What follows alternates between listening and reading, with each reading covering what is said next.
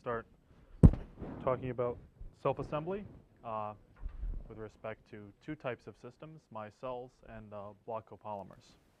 I'm still making my way through your proposals. I'll have them for you late today or tomorrow. I'll send an email and also bring them on Wednesday, but you'll be able to get them outside my office with my written comments no later than tomorrow morning. But I would like you to go ahead and do the peer reviews, and also please do your best to form teams and decide your project as soon as possible. And for that, I'd like you also to sign up with, for a 15-minute meeting with me. I want to have 2 meetings with each team through the course of the project. One this Thursday or on Sunday, and it's Sunday because on Monday after class I go out of town for a few days. There's a spreadsheet where you can sign up. There should be enough slots here to fit every team. If for some reason, like 2 of your 3 teammates can't make it at any of those times, please let me know. And I want this meeting to focus on the definition of the key idea for your project, proposed details and feasibility of that idea. So thinking about more details beyond what you put in your proposal, if there's one proposal you're choosing to pursue, or if you've come up with some combination idea or a totally different idea, it really doesn't matter to me as long as we get to talk about it and it seems feasible and possible for the project. Also, another key topic will be what kinds of analysis you'll be expected to do based on the course material. So how we want to break down the problem and apply stuff from the class. Not only qualitative topics, but sort of quantitative modeling type things such as interactions or diffusion and properties and growth and so on. And as I said, if possible, I'd like all of your teammates to be there, but if schedules don't permit, if 2 of your 3 teammates are there, that would be good. And if you're watching this from off campus, I'd like to, as best as possible, have these meetings at the same times, but we'll set up a phone appointment. So just put your phone number in the spreadsheet or call me in my office and we'll talk at the time that you have signed up. Are there any questions about this? Okay. And as a result, there'll be no normal office hours this week. Let me know if you want to make an appointment, but I'll focus office hour time on these meetings for the project. Whoa.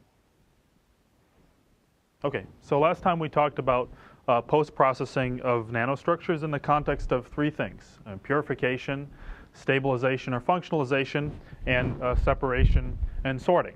And we saw examples of how these steps can be pursued in this sequence or in different sequences depending on the desired result. But the main idea is that often when you end with a synthesis process, because of the polydispersity in sizes or because of the existence of unreacted reactants or undesired side products, some of these steps need to be undertaken in order to get you to a final position where you may be able to disperse them in a material, assemble them on a substrate, and so on. So we discussed briefly topics of, for example, etching of nanostructures analogous to etching of thin films, and this was a picture from the result where a company is annealing carbon nanotubes, and just by simple high-temperature thermal treatment in inert atmosphere are able to improve the structural quality and remove unreacted catalyst by evaporation of the iron catalyst. And then, in a general sense, we also talked about the idea of associating molecules physically to the surfaces of nanostructures to stabilize them and functionalize them in solution. And one example was taking a powder of carbon nanotubes and sonicating them with a surfactant, a molecule that will favorably associate itself non-covalently without bonding to the surface. But we needed to make that happen effectively. We needed to break up the nanotube aggregates by applying ultrasonic energy so the surfactant molecules could actually wiggle their way into the nanotube bundles. And then in the last case, talking about separation and sorting, we took this idea of dispersing nanotubes using a surfactant and learned about a process from this group at Northwestern where they used the beforehand well-established technique of ultracentrifugation to then use a density difference between carbon nanotubes of different sizes and also later on different electronic structures, semiconducting versus metallic, to understand how they relate to different surfactants, and then magnify that density difference in a separation column or a separation tube spun in a centrifuge where the nanotubes separated out based on their densities. So they essentially amplified a small difference in size among different nanotubes into a larger difference in density by understanding how surfactants absorb to the surface, and then put that in a test tube with a gradient of density of solution, and by spinning this by centrifugation, they waited for the system to reach equilibrium, where the density of the nanotube sitting here would be equal to the density of the solution, and the density of the nanotubes going down the density gradient was higher. And by perfecting this process and understanding the competition of absorption on the surface of the nanotubes, it was possible to achieve very effective separation of particular sizes. And then we closed with the idea that often you take a combination of these methods to reach the desired result. And one other interesting example I just wanted to share was an approach proposed at Rice University several years ago to take a different look on the production of monochiral carbon nanotubes. So thinking that in regular carbon nanotube synthesis you always get a distribution of chiralities, one of the late Rick Smalley's ideas was that if there would be a chemical way to separate carbon nanotubes by chirality, as we saw on the previous slide, if one could then, say, take a vial of nanotubes of the same chirality, introduce new catalyst particles to the ends of those nanotubes, and then put them back in the growth atmosphere, you might be able to amplify that specific chirality of nanotube to create a larger bucket of nanotubes of that specific chirality. So they in turn did a lot of work on this, and sorry, the text is kind of small here, but the general process that's being shown in this figure is the idea of taking as grown nanotubes that have a particular chirality that have been separated, and then doing chemical processing on them to purify them, to cut them into pieces, and to attach functional groups to their ends, so you could then attach another catalyst particle to their ends, reinsert them in the growth atmosphere, and then continue the growth process. And the key question for this work, in addition to the complexity of all this dispersion, functionalization, and docking chemistry, it turns out this is actually quite difficult, was if this process was done, if the chirality of the previous nanotube would be reestablished in the new nanotube. And it turned out, after a lot of work, they actually tried this experiment, and these are AFM images showing the nanotube after the docking but before the new growth, so when they put a new catalyst particle on the end of it, and then after they put it back in the growth atmosphere and continued the growth, and you can see the tube generally went again along in this direction. And they were able to show that they could restart the growth process in this regard, but in fact they concluded that the nanotubes largely were not the same chirality. So there was some dissolution of the nanotube into the catalyst particle that then changed its structure when the growth process resumed. So I think this is something that they may still be working on, but I thought it was an interesting example of combining these different steps to try to take a specific product that's separated and to amplify it again. It may be true that if you could take a nanotube of a certain chirality as a template and do some chemical growth process on the end of it, it may be possible to continue its chirality, but I think chemically that would also be quite difficult. So now we're going to transition our discussions from generally synthesis and with these ideas of stabilization and functionalization to assembly. And in some ways we can view structures as assemblies as well. When we talked about nanoparticle synthesis, we could think of a nanoparticle as an assembly of atoms. We could think of a nanowire or a nanotube as an assembly of atoms. And we can classify them into the kind of zero-dimensional category and one-dimensional category, as we said before. But the difference in our perspective now versus before is we're really going to be thinking about the order of the elements in our assembly. So, not maybe these general spherical things or general linear things, but what governs the shape and the precision of the way these elements are assembled. But, in the zero-dimensional category, we talked about cluster synthesis and nanoparticle synthesis, and maybe also if we thought of things that were really small and didn't have a well-defined shape beyond a sphere, we could lump in, kind of short molecules, things that are just a small number of atoms. In the area of one-dimensional structures, we had nanotubes and nanowires, and now we might add that it's also possible to create a one-dimensional structure by taking zero-dimensional things, by taking clusters or nanoparticles and assembling them into chains. So this is an example of some work from MIT a few years ago from Francesco Stellacci's group, where they were able to functionalize the ends of gold nanoparticles and assemble them into linear chains like so. And I think they were also able to do gold and silver in an alternating fashion.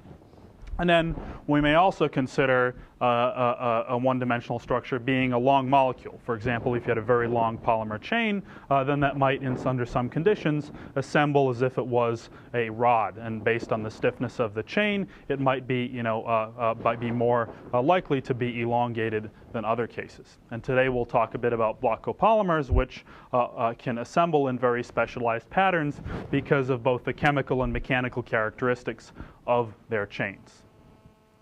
And then going to Wednesday's lecture and through the topics of next week, we're going to start talking about assembly of structures and molecules in two-dimensional and three-dimensional fashions. So, we've already talked a bit about 2D assembly in the context of deposition and growth of nanoparticles on substrates and growth of films and forests of nanotubes. And now we're also going to add some additional perspective in ways to, for example, take molecular building blocks from solution and assemble monolayers. And this is meant to convey a schematic of a simple self-assembled monolayer where these kind of rods represent molecules with different chemical characteristics at each end, and one chemical characteristic at this end that makes it have an affinity to this gold surface. Often a sulfur containing N group, a thiol group, has a strong affinity for gold. And these monolayers pack due to the interaction between the N group and the substrate, as well as the interactions among the chains. And actually the shape and interactions among the chains can determine how well they pack, and also whether they pack straight or they pack at an angle, and so on. And then if we move to a three-dimensional case, we could say it kind of, in general, adds all these things together, but there are indeed also specialized ways that structures can pack in 3 dimensions. And you can take, for example, highly monodispersed spheres, and just by evaporating them from a solution based on capillary forces, you can get locally very highly ordered crystals. And those crystals can range from the colloidal size regime scales of microns all the way down to the nano size regime. You can even pack things like C60 in very highly ordered lattices. And there's also, as you might imagine, work on taking particles of different sizes, such as the small green ones here and the large red ones. These might be different ceramics, or they might be particles with positive and negative charges, and trying to assemble them into superstructures, structures that resemble lattices of, say, salts, but have much different length scales and much different properties. And we'll talk a bit about how these structures are assembled and generally take a new perspective on the balance between surface forces and electrostatic forces, as well as the ability to apply external fields during assembly. To apply, you could say, capillary forces by drying of liquid, or electrostatic forces externally by applying voltage, or taking advantage of magnetic characteristics, and so on. So when we start talking about self-assembly, here's a case where we want to kind of use the tendency to control the organization of these small pieces to counteract the limitations to top-down patterning. So, this chart is actually quite old, and the numbers have changed a bit.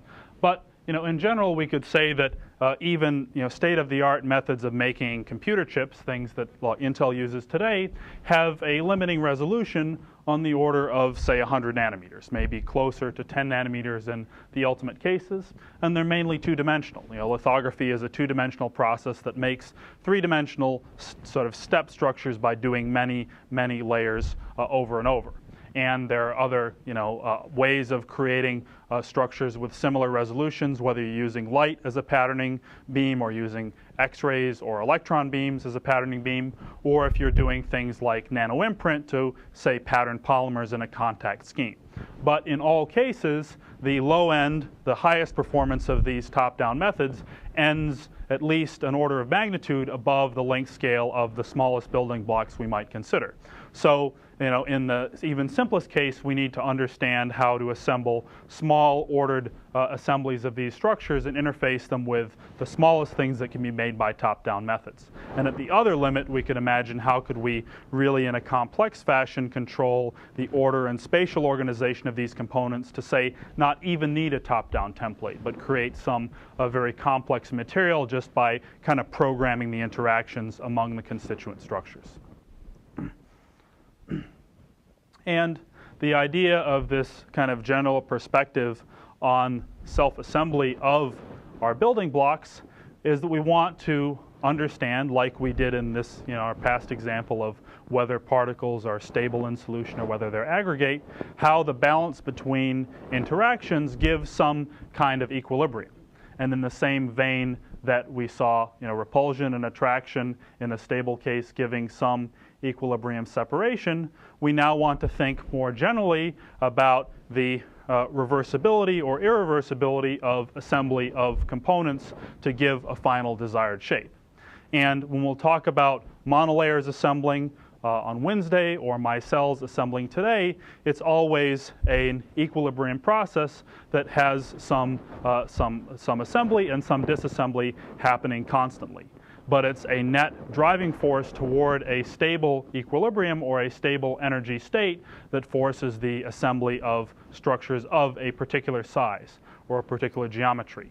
And you could say, based on sort of how well defined that equilibrium is, or how desirable that favored state is, that makes the result of your assembly more precise or more monodisperse. For example, if there's a large driving force toward a cluster of a certain size, in the same sense as we thought about magic numbers in the first lecture, we might form a large quantity of those structures at that particular size. But if other sizes or shapes are permitted, we're necessarily going to have an assembly of, say, most of the desired size, but a few of the less desired size and a few of the less desired size. And we'll always end up in a distribution. And another important principle that is necessary to achieve a high degree of order when we assemble components is this idea of reversibility. If you have, say, a cluster of particles coming together in solution, or, say you want to take nanowires and, join them together so they pack into a little bundle, if you can imagine that in some cases they might come in the right way, and in other cases they might come in a bit crooked because, they're being sort of spun around by the fluid or something else is pulling on their other end, and they might come in the wrong configuration. And if the wire is stuck together irreversibly right upon contact, you're less likely to end up with your desired result than if there is some reversibility and then the chance for them to come in the right configuration again. And you could say then the probability of that final state being stable is related to the stability of the positions that the structures end up in. So a common and important driving principle in the idea of assembling precise and desired structures is that there's some tolerance and ability to correct errors, not necessarily in a fancy programming sense, but in the sense that if something comes in the wrong place, it might not stick very well, and then it can leave due to fluctuations, and then it can come back in the right place, or another piece can come in and complete the final structure. And these ideas of creating assemblies of different components of the same size, components of different size, also let us in general expand our visual and virtual library of types of building blocks into things with even more unique shapes.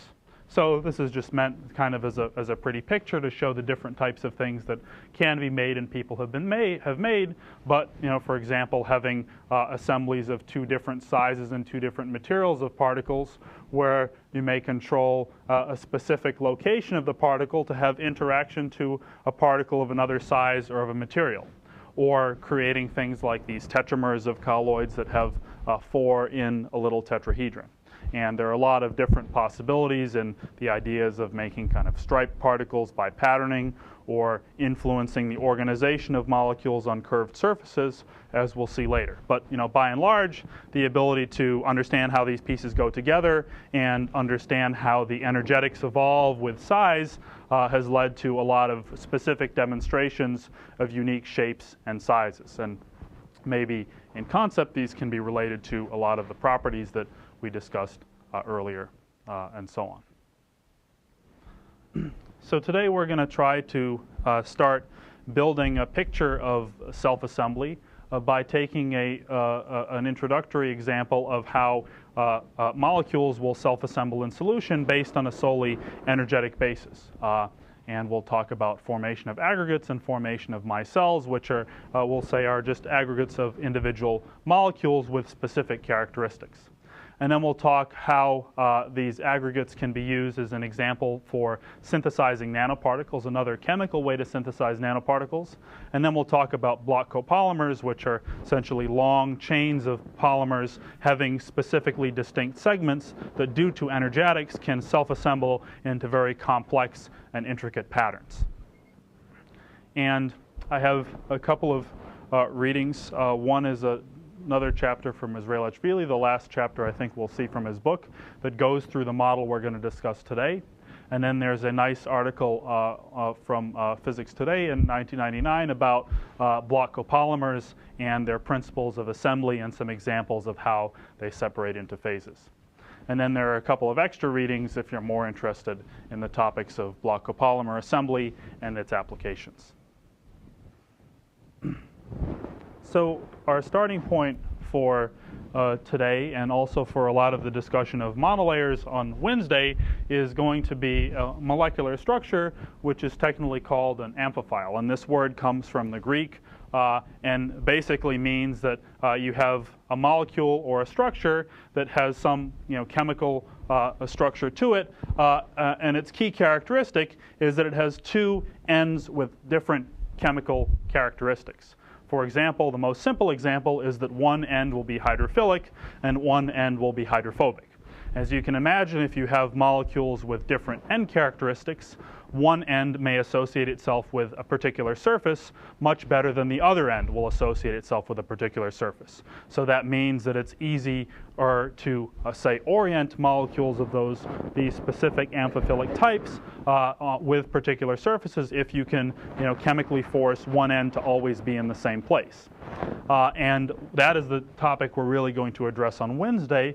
But today we're going to talk about the formation of micelles of these amphiphilic structures. And by a micelle, we essentially mean a spherical clump of them where all particular ends are oriented in a specific direction. So you can imagine if each molecule here has a hydrophilic end and has a hydrophobic end.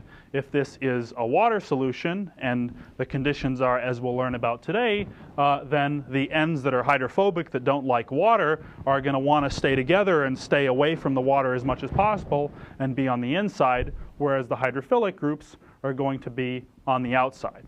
If we had this in an oil solution instead, then you could imagine that we may have an opposite case where the molecules associate themselves in different ways.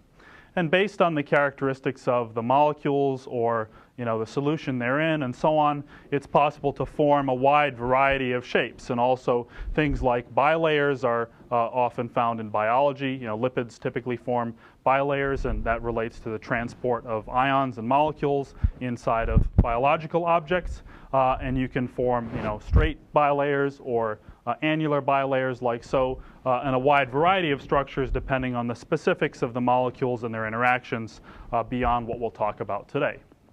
But some important points about this general idea of taking these amphiphilic molecules or molecules with 2 different end characteristics and understanding how they might interact and form structures, self-assemble into these shapes, is that by and large, we're talking about an issue of assembly due to non-bonding interactions. So we're not thinking that these are chemically bonding to each other, but rather that due to electrostatic interactions, surface interactions, and perhaps other intermolecular forces, there is a reason why one end will associate with itself on another molecule, and the other end will stay away, for example.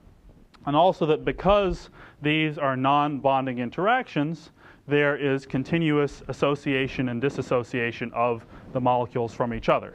So if we were standing and looking at this micelle in solution, we would see that there would always be molecules leaving and molecules arriving. And if this was at a stable size, then the size would pretty much not be changing, but there would be a constant diffusion of molecules in and out. And there would, of course, not be just micelles of this size, and we might define the size as the diameter, or maybe more precisely, like we'll do today, we might define the size in, as a function of n, the number of molecules that's in this, this micelle. And so there'd be a size distribution, and as we change the conditions in the solution, for example, change the concentration of molecules we have, or amphiphiles we have, then just like we thought in the case of nanoparticle growth, the size might change. And maybe if we change the pH or change the amount of salt in the solution, then the size and perhaps the shape might change. And we won't really get into conditions where we might go from one shape to the other and so on, but there are systems in which that exists. And I just want us to appreciate that, that varying these conditions can alter the interactions and how the interactions relate to the assembly. And our discussion of block copolymers near the end of today's lecture will be an example where changing, for example, the relative concentrations of the different components can lead to these dramatic phase transitions into how the molecules are organized. For example, whether they're stacked, or they're laying down, or they're twisted around one another, and that leads to a very beautiful self-organization over relatively large dimensions, relying on the local and particular interactions between the different polymer molecules, which are essentially just like this. They're designed so you have half with one characteristic and half with the other characteristic, and the first half doesn't like the second half, so the interactions are made between the particular like halves of the molecules. So let's take a closer look at this picture of one of these aggregates forming in solution, and what we see here is a more accurate picture where we have a solution that contains a whole bunch of these amphiphilic molecules, and for example, this would be, say, a hydrophilic end, and this would be, say, a hydrophobic end. And we're going to call, in the terminology, we're going to start calling these as monomers. So, and we're going to start calling these clusters as aggregates, and we're going to define the size of each aggregate as having n monomers in it. And we're going to denote the quantity large x sub n as the dimensionless molar fraction, or essentially the concentration of monomers that are in the nth aggregation state, which means that if we want to count the number of monomers in solution, or the concentration of monomers in solution, that's big X sub 1 here. And if we want to count the number of monomers that are in the nth state, that's big X sub n, like so. And because each aggregate in the nth state contains n monomers, then the concentration of aggregates of size n is x sub n divided by n. But the concentration of monomers of size 1 in the nth state is x sub n. So that says that the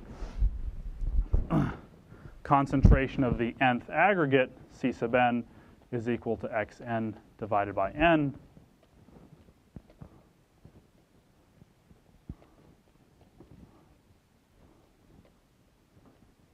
Whereas the concentration x sub n is the concentration of the monomer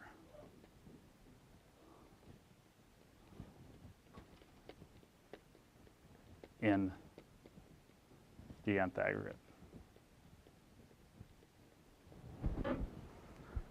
So then by definition, the total concentration C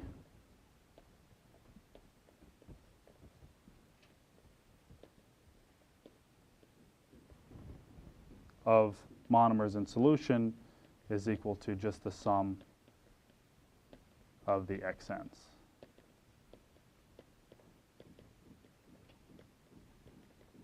And they can get as big as possible, and so on.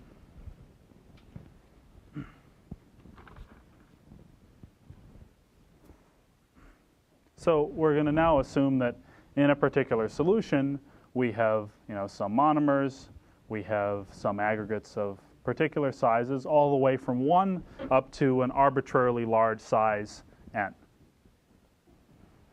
And now we're going to look in a bit more detail about the kinetics of this process and what governs the equilibrium between molecules that are out in this state and molecules that are sitting in this state. And I'm probably going to say molecule and monomer interchangeably, but I'm sorry about that, and I mean the same thing.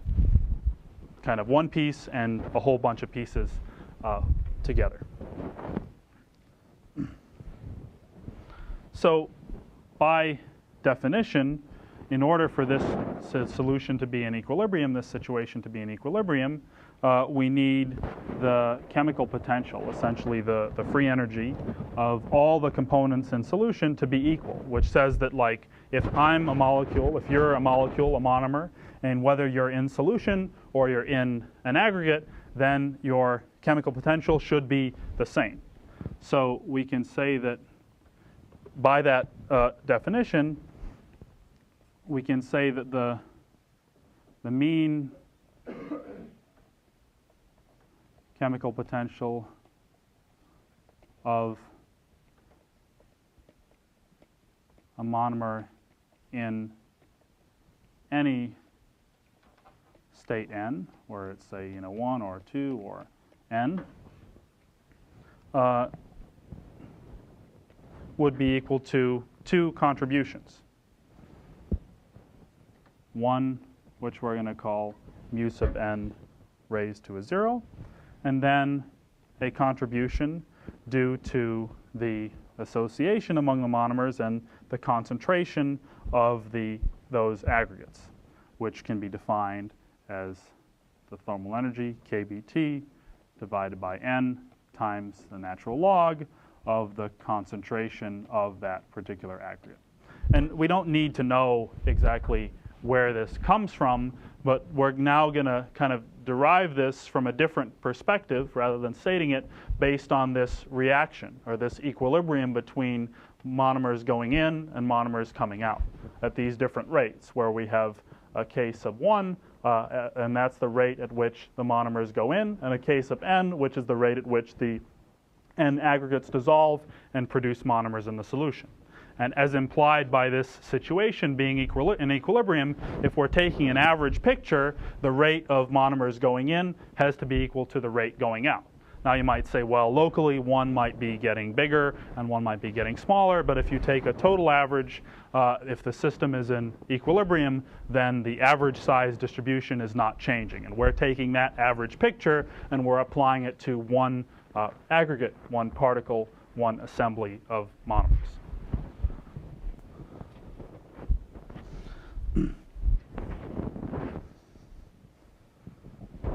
And then we'll say this is a constant.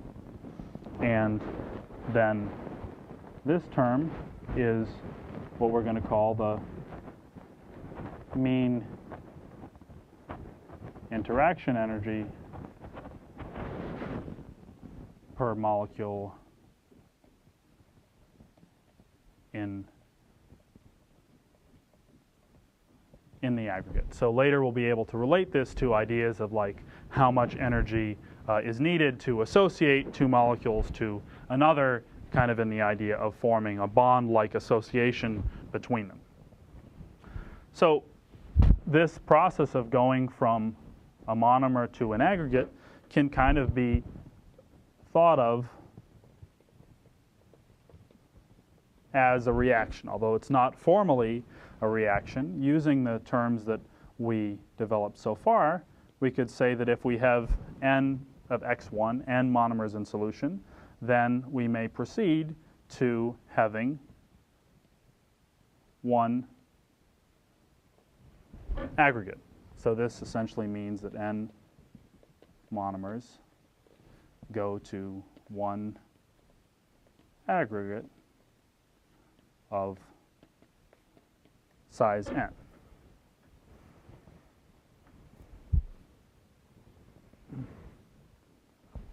And from chemical kinetics, we can say that this reaction has an equilibrium constant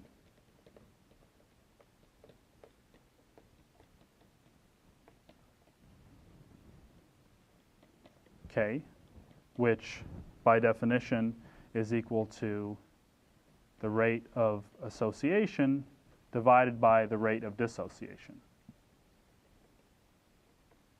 which is the rate at which monomers enter divided by the rate at which monomers leave.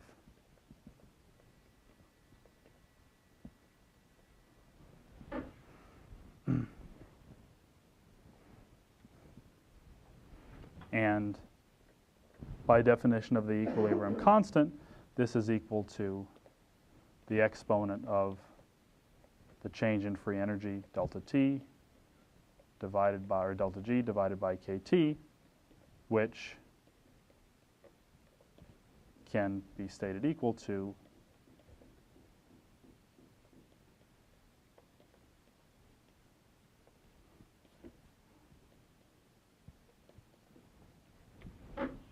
basically the difference in this aggregation-based chemical potential from going from the monomer state to the aggregated state multiplied by the number of monomers that make an aggregate.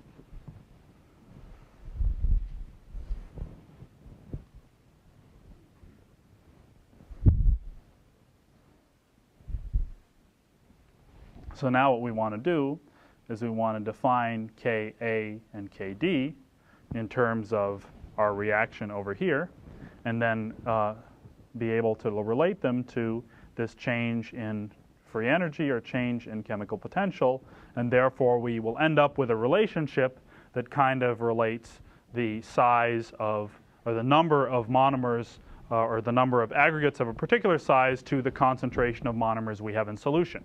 And if we have a relation that tells us the concentration of a particular size of aggregate as a function of the concentration of monomers, we can start to think about what this distribution of sizes look like and what then the energetic requirements are for these kind of now still very vague interactions to have a system in which you form a particular size of this aggregate. And generally, you know, if they're rods or if they're disks or what kind of shapes might evolve. So picking up from here, let's say that the rate of association is equal to a rate constant K sub A multiplied by the concentration of monomers raised to the nth power. And this comes from the kinetics of a single-step chemical reaction. For example, if we had a reaction where we were adding, say, n units of A and m units of B to equal, say, some product C and D, then it could be said that the rate of change in the concentration of C versus time would be equal to the equilibrium constant multiplied by the concentration of A to the n times the concentration of B to the m.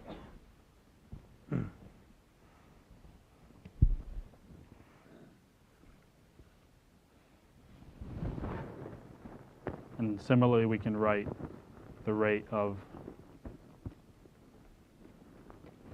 dissociation as a constant K sub D multiplied by x sub n divided by n.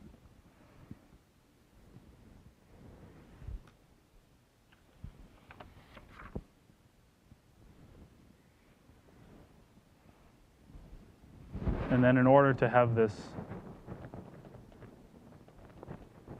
situation in equilibrium, we need association to equal dissociation, or in other words, our association rate constant, Ka x1 to the n equals Kd xn divided by n.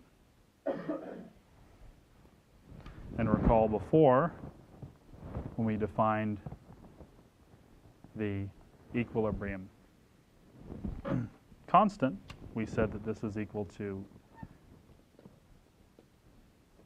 K sub A divided by K sub D, and taking these two expressions above, we get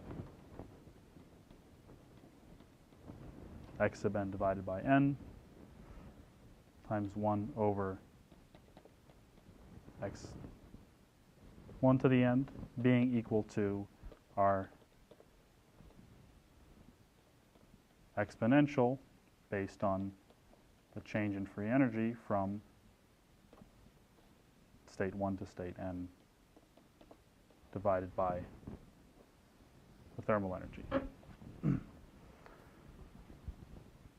So now we have a relationship based on the kinetics of this association and dissociation process that lets us, if we, for example, knew mu as a function of n, and we knew x1, the concentration of monomer in solution, then we could solve this to solve for xn. And we could say, well, what if x equals 2, or what if x equals 3, 4, or 5, and so on. And you know, I know this remains, you know, kind of arbitrary, and we could have this between, you know, x n and m, or xn and x1. But now let's start to think about what might govern this relationship between mu and the size n. And based on the shape of that relationship, we might see whether we have all monomers or whether we have a large number of aggregates of particular size. So if we did more math and we took the log of both sides here and rearranged this expression, we could get a result that just lets us do what I was describing, calculate x sub n as a function of the monomer concentration x1 and the energetics, and it would be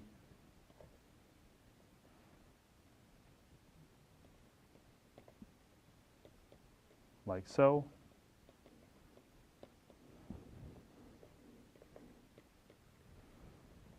And this, in combination with the expression that the total concentration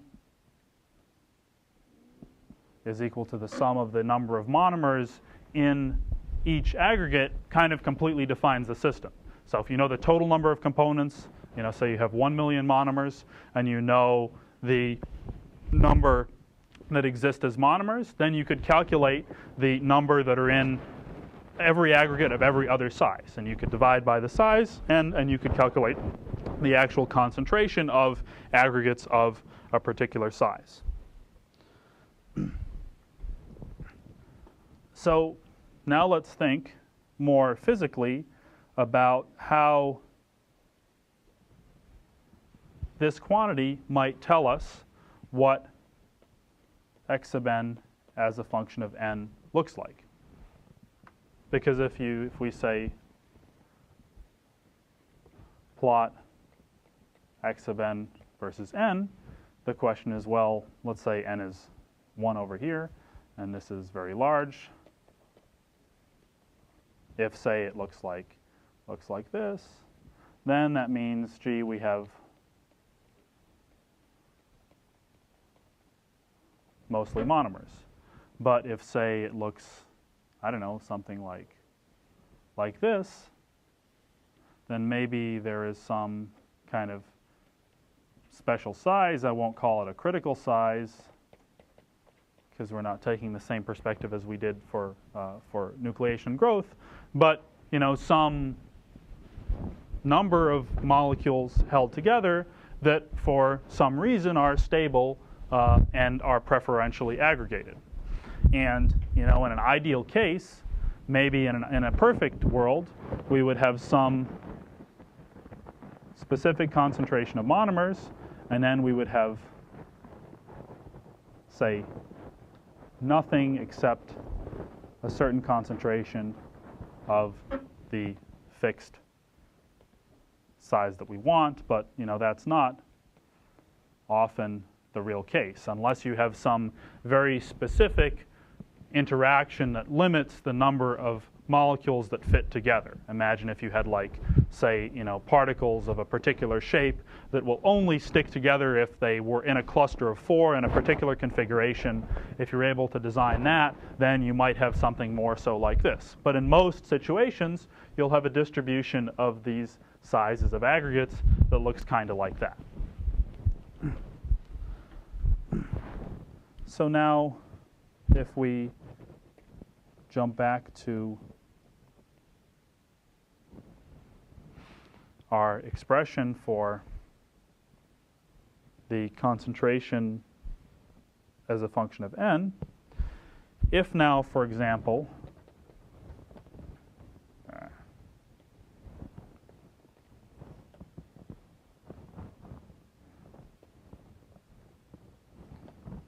I don't know what's going on. There we go. If we had the aggregate potential being equal in all the states, then if we look at our previous equation here, if this difference was always equal to 0, then the exponential term would be equal to 1, and then we would get the result that xn is simply equal to n times x1 to the n. So we know that n is always greater than 1, and gee, if we're thinking of things bigger than a few, then n is much larger than 1. And if concentration is a number less than 1, is a fraction, then in all cases, x1, or the number of monomers that remain in solution, will be less than 1. So this means that we're kind of in this case, where the number of monomers in an aggregate of a particular size is decreasing with size because the interaction strength is essentially the same regardless of the size. And so this says that x sub n is always much less than 1, or we have mostly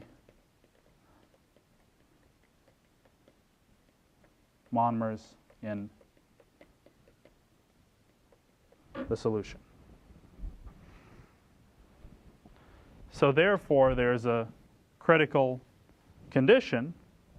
If we want to form a situation like this, or more practically like this, where there's some favored size, then for this to be true, we could see from this trend in mu that we need the chemical potential due to aggregation to be less than the chemical potential in the monomer state for some size n. So there has to be some decreasing function of this chemical potential as a function of size, or some energetic reason why the molecules want to be together rather than be apart. For example, if a molecule has a hydrophobic tail and a hydrophilic tail, then there's going to be a driving force for it to find another hydrophobic tail if it's in a water solution, and therefore reduce the amount of water molecules that it has to have around its head, for example, or its tail. And that can, for example, dictate the reason why at some size, or as size increases, for example, there is some favored minimum, and that leads to some favorable size. And we can kind of think ahead here that, based on the size, the length of the molecules, the size of the head, it might be possible to, say, pack 12 of them in some spherical cage, but maybe 13 of them don't pack so well. or 20 of them don't pack so well, and that might lead to there be a specific stable size rather than just a tendency for them to get as big as possible and separate out into another phase. So therefore, we can think about then how geometry plays a role, based on the physical characteristics in addition to the interaction characteristics among the pieces that we have in solution.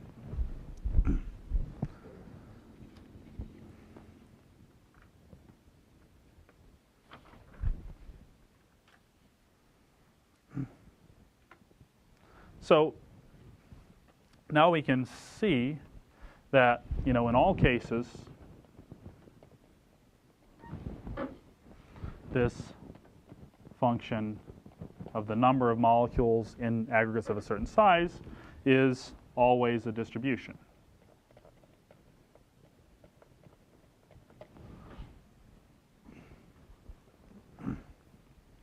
And so if we think about what it might look like for some simple shapes of aggregates, if we first say look at a rod or a chain, say we have, now I'm going from this amphiphilic thing to representing one piece or one monomer as a little ball, just to make things schematically easier. But if there were a way to hook them together in chains like this, where we had, say, a chain length of n, same concept, just a different layout, and there was some, quote, bond energy, thinking more about general association rather than chemical bonding here, and we said it had some magnitude alpha times kBt, then we could say that if we have a chain of length n, then n times this chemical potential due to aggregation per molecule is equal to essentially the number of these energy units we have in the chain. So to form the chain, say the energy is released because it's energetically favorable for them to go together. So we would have minus n minus 1, because there are n minus 1 lengths for n chains, times alpha kBt. So now if we divide this out by n, we would recover a minus n minus 1 divided by n alpha kBt, and then we have just a unit of 1 and something that's proportional to 1 over n. So this results in minus alpha kBt plus alpha kBt divided by n. So this says that if we plot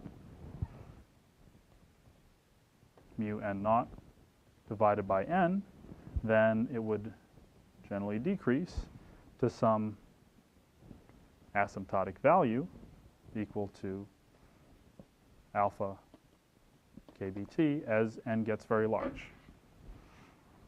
So now you can imagine a situation where there is, no dominant size of rods, but you have single molecules in solution, and then you have rods of different sizes that are always growing and shrinking. And if you take a particular snapshot, then the concentration of rods of a particular length is going to decrease with their size. But if there's some favorable interaction that dictates that molecules want to stick together, say end to end or side by side like this, then the average energetic gain per molecule in a rod of a certain size decreases with size and approaches this average energy.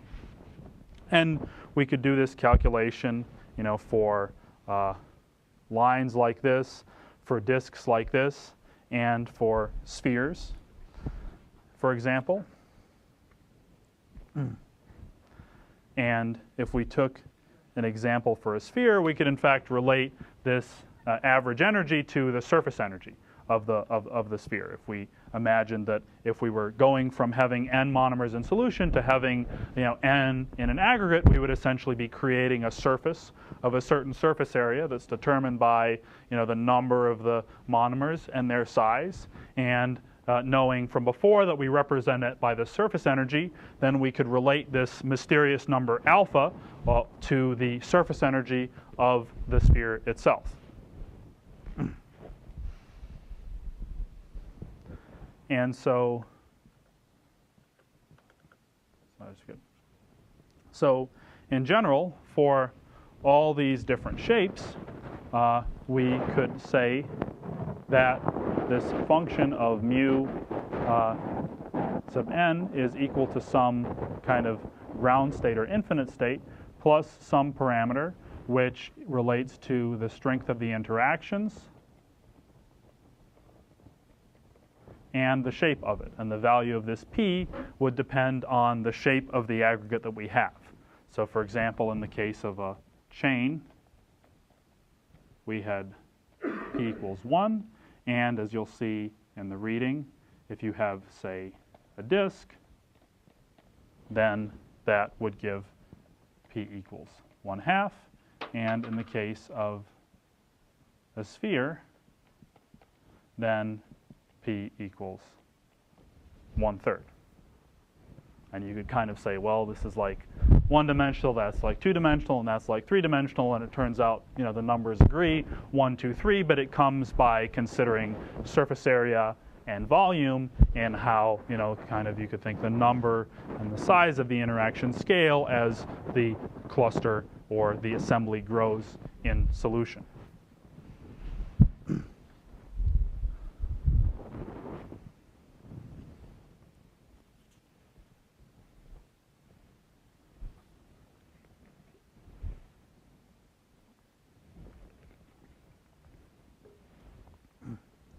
So a concept that's a bit beyond this is the idea that there is a critical concentration at which aggregates start to form in a solution. You could think of this as having, say, a glass of water and adding salt, and there's some concentration at which you start, having salt not dissolve anymore. It's not quite the same as what we're talking about here, but if we extended this model of monomers associating into aggregates in solution, there would be a concentration called the critical Micelles concentration at which you start forming aggregates in solution. And if you had a general case of where the interaction energy was just decreasing with the number n in the aggregate at this critical Micelles concentration, then you would form very large aggregates and have a lot of monomers. But if you had a situation where you had some, say, special minimum in mu as a function of n, then that would be the concentration at which you would start forming a lot of the aggregates of that particular size of interest. So what happens in a case where you have a particular minimum in mu as a function of n, say something like this, you form Micelles of a particular mean size m dictated by the particular shape of this distribution and the crossing of this critical concentration.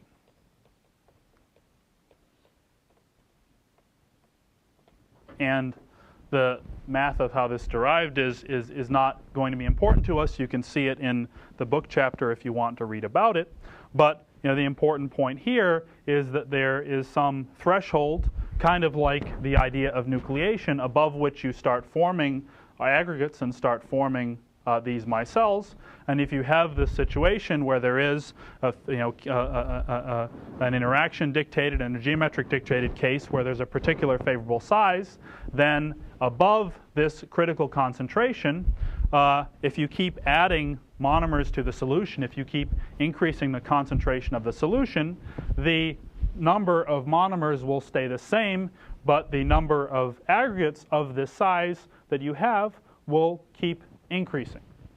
And you can see that, this is generally meant to represent increasing concentrations above this CMC, this critical Micelle concentration. You just keep boosting up this distribution around the favorable operating point, but you don't add any more aggregates or monomers that are smaller than this distribution. And also, more quantitatively related to the characteristics of the shape of this interaction, the shape of the mu curve is the size distribution that you will have. So, sometimes the size distribution can be narrower if this has a sharper minimum, and it'll be broader if it has a broader minimum. That means that, if it has a sharper minimum, then there's that specific key special size that's established, and if the minimum is broader, then a broader distribution of sizes will be stable.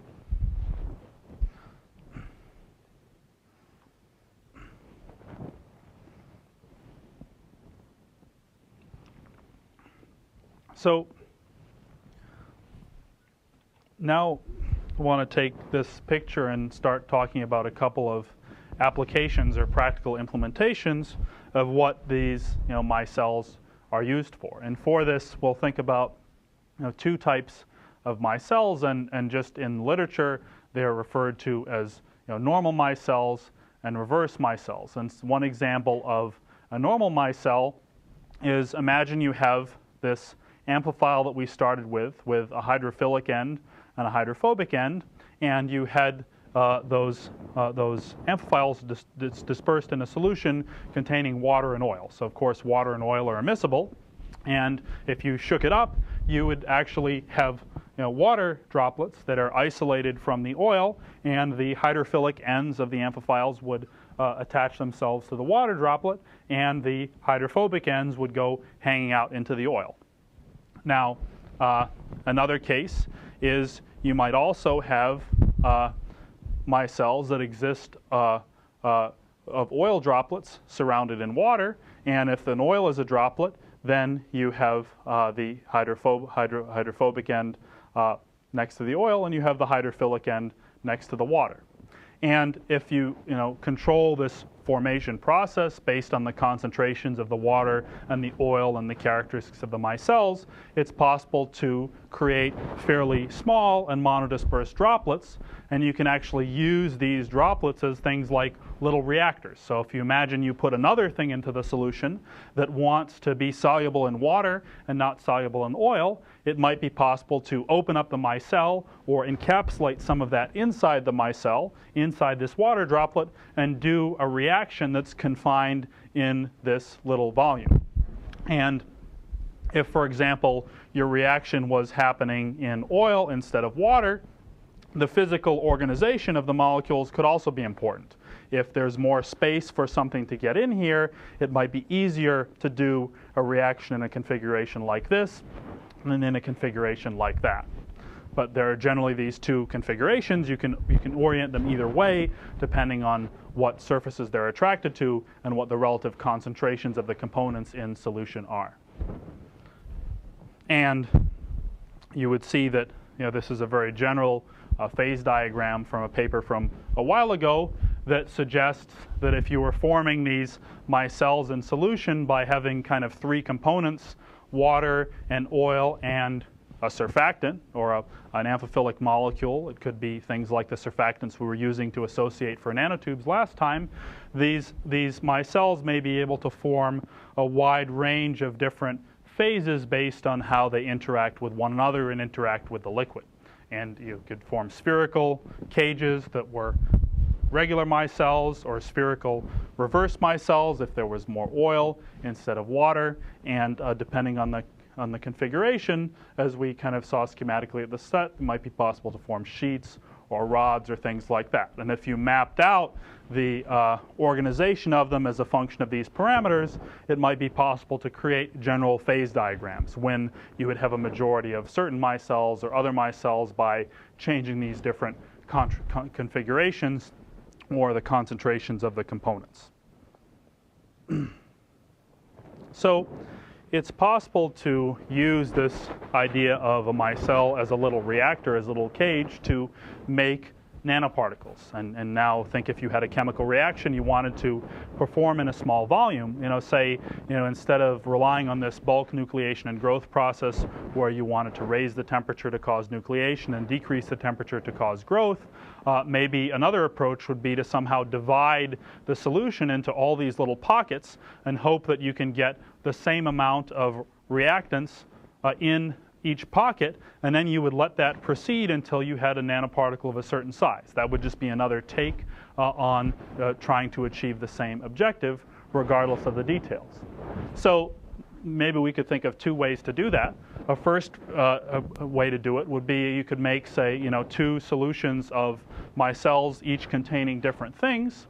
And if you mix them together and it's favorable for the micelles of different types to join, if one micelle has, say, some component A in it and another micelle has some component B in it, and if micelles of A and B want to join together, then you could form a particle by that reaction that occurs by the combination of those two. Another approach on it would be to prepare a solution of these micelles of these cages and, for example, mix it with something that is soluble in what's inside the micelle. And if it would be favorable for what you put into the solution to go into the micelle and react, then if you could control that diffusion process and wait for the appropriate time, then you could have a whole bunch of small parallel reactions happening at the same time, governed by the incorporation of the reactant that you put into the micelle, into the cage. So understanding how to make these cages in a monodispersed fashion in solution and then using them to react other things is another take on how you would create structures by a chemical reaction. And one way that that's been done is combining the concept that we've discussed so far with the concept that we're going to discuss next, which is the use of block copolymers as amphiphilic molecules for self-assembly, and using these to create little cages in which you can react metal salts and form nanoparticles that, for example, can be used to grow carbon nanotubes. So what we'll see in a second is that there's another type of generally amphiphilic molecule called a block copolymer that consists of polymer chains that are linearly, in this case, connected to each other and have different characteristics. So, for example, one will be hydrophilic, one will be hydrophobic, or this piece of the chain generally doesn't like the other piece of the chain, so they generally stay apart from each other. So, in this case of having a particular polymers, this is polystyrene and polyacrylic acid, if you put them into a toluene solution, it's favorable for, under the right concentration, them to form micelles, and therefore the polyacrylic acid piece associates with itself and the polystyrene piece associates with the solvent. And then you can put a metal salt into this solution, and the metal salt will dissolve in the solution and migrate into the micelles, and you can form a essentially little cage consisting of a high concentration of salt inside this micelle. So you have a dissolved metal inside a solution that is kind of isolated by this polymer cage. And if you're able to form micelles of a fairly narrow size distribution, then each of these cages will have the same, close to the same amount of metal. And then you can add another polymer to the solution, which in this case just essentially lengthens effectively the size of each chain, but after these metal-loaded micelles are contained. And then you can take the solution, take a drop of it and spin coat it onto a substrate, and then you'll end up with these cages containing metal ions surrounded by polymer that are arranged on a substrate in a film. And the tendency of these block copolymers to self-assemble, to phase segregate, as we'll see in a minute, lets one control the organization of these little cages on the substrate. But in principle, by adding this extra polymer to lengthen the size of the chain, without yet thinking anything about organization of the cages, we can see that if you have more of the polystyrene out here, the spacing between the cages, assuming they form a monolayer, is going to be bigger. So if, for example, you started here and you took the solution out and you spun it onto the substrate, you'd have, say, closely spaced cages. But if you added a bunch of polymer that hooked on and made the cage bigger and spaced them out more, then your film would have a larger spacing between the cages. So we'll see how that works for carbon nanotube growth in a few minutes. But the general concept of these block copolymers, which form micelles in solution, is that they're a chain of chemically distinct polymer blocks. And they're thermodynamically incompatible, or in other words, they don't like each other. And because the parts of the block copolymer are incompatible, it then is, favorable and tropically favorable for them to generally be in an extended configuration. That doesn't mean that they're perfectly straight, but it means that the two parts of this block copolymer, which because it has two parts is called a diblock copolymer, and because it's linear, meaning it has a linear junction here, is called a linear block copolymer, are separated spatially like so. The individual halves might have some waviness due to the just configurational entropy of the chain, but they would be physically separated like so. And you can have, if you have two in a linear situation, it might be called an AB copolymer. You could also have, two monomers that are arranged so you have two of the same with a middle group, and that might be called an AB, and you could have them longer and longer, and so on. And in typical cases, they might be made by, say, polymerizing the red one and then hooking on, putting it in another process and polymerizing the blue one from the red one. So, there are many different processes used to make different types of molecules. And these are actually, in general, this architecture of polymers is very widely used and has been used for a really, really long time, with the general goal that if you have, say, two polymers that have different characteristics, if you can mix them together in a material like a foam or a tape, you can give the material two characteristics that represent the individual blocks. So one example is, say having in a lot of foam in upholstery, the foams are flexible at low temperature, but if, for example, a fire starts in high temperature, they would be stable in higher temperature or stable in a hotter atmosphere if, it was sitting out in the sun, for example. But what's happened more recently is that there's been a lot of study, and this dates back to, say, about 15 years, of how these polymers self-assemble and separate into different phases because of the difference of interaction between the two segments.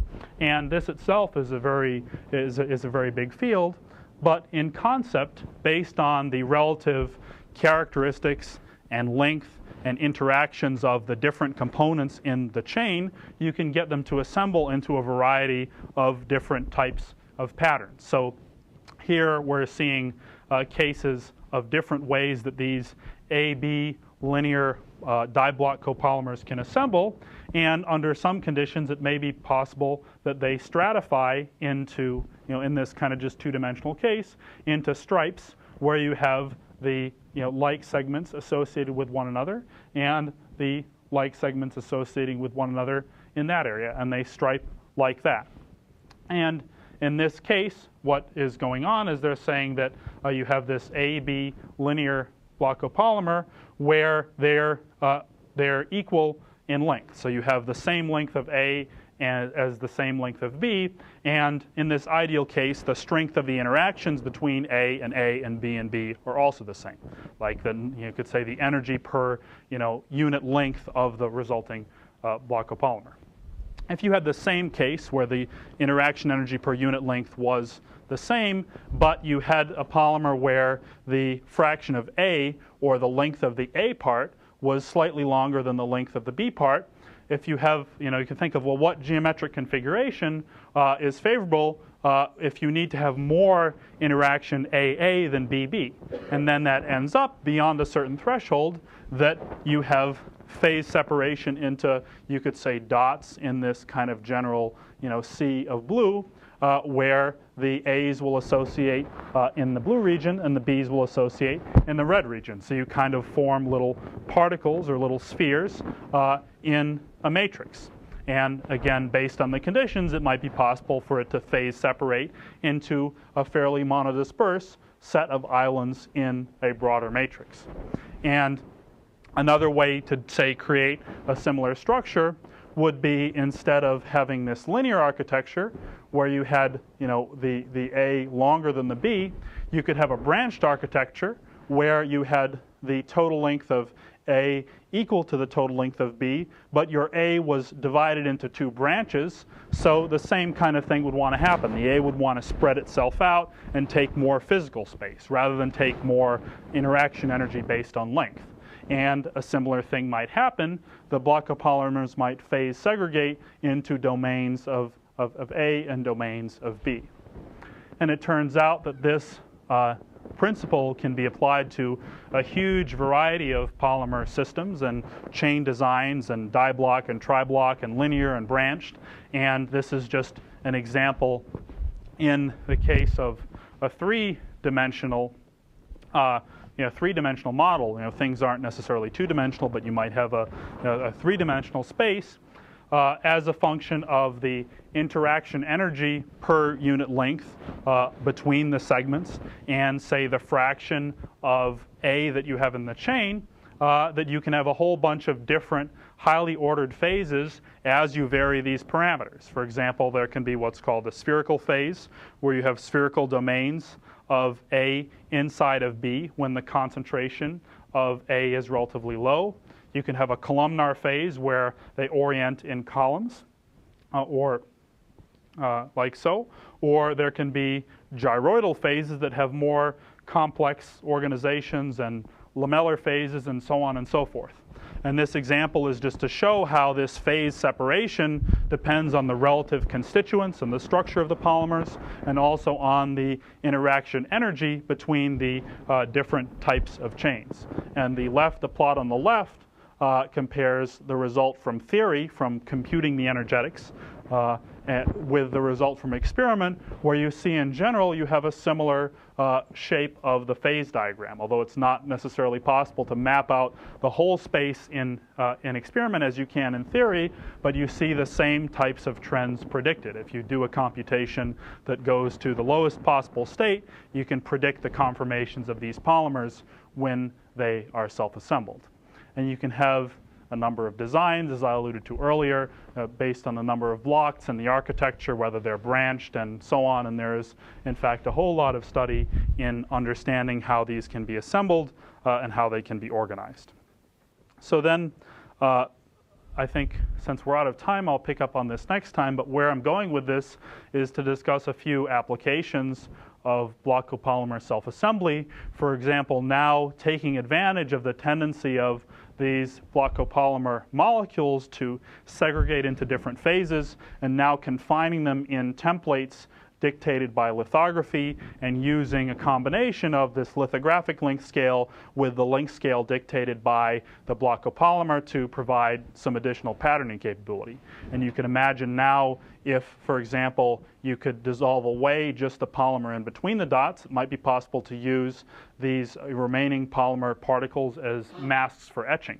Or if you had loaded nanoparticles in here, then maybe it would be a very precise way to position arrays of nanoparticles for, say, growth of nanowires or nanotubes. And we'll see a bunch of examples of that starting with the lecture on Wednesday.